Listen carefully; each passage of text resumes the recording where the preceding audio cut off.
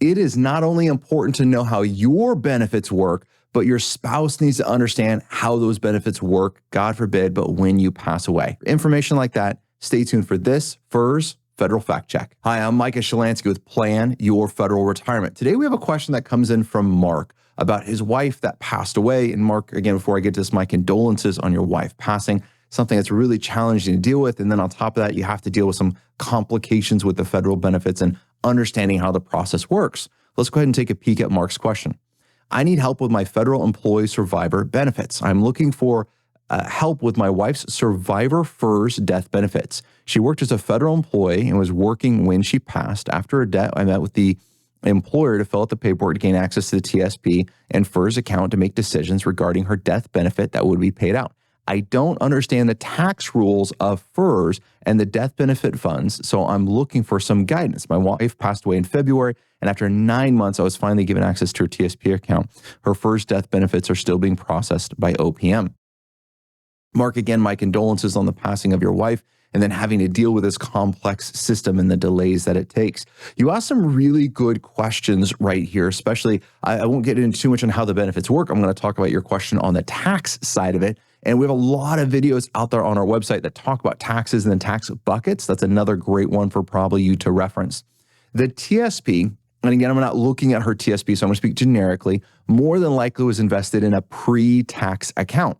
There's two things you can invest in TSP. You can invest in the pre-tax or in the Roth. The Roth, when we put money into a Roth TSP or Roth IRA account, we put in money after taxes. What does that mean? That means we have no tax deduction for the contribution, but anything that money grows to is 100% tax-free. So it's kind of a nice benefit.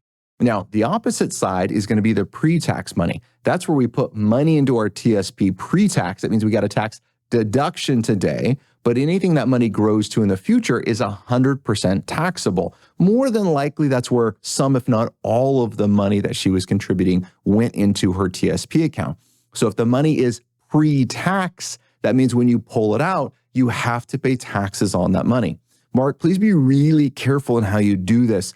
There's ways you can transfer the money from a TSP to an inherited IRA account, which will result in no taxes. You cannot do a rollover. Be really careful. I'm not going to spend a lot of time on this video talking about it. There's no such thing as a spousal rollover, and it really can create some tax issues for you. So transfer is the word that you want to use when you're looking at potentially moving money from the TSP. As you as a spouse are inheriting that money, now we're under Secure Act 2.0. Under Secure Act 2.0 is you and the spouse is inheriting that money. Be careful on how those RMDs, required minimum distributions, work. You don't have those until you or your spouse, potentially on how the account is set up, would have been RMD age, which is 73 years young to 75, depending on when you and her were born. So some things to think about with that. Now, another thing, you talk about the FERS benefits. When the FERS benefits get paid, presumably you were left as her beneficiary. The way that it works is that if she had enough years of federal service, you will be paid out a full survivor benefit, which is half.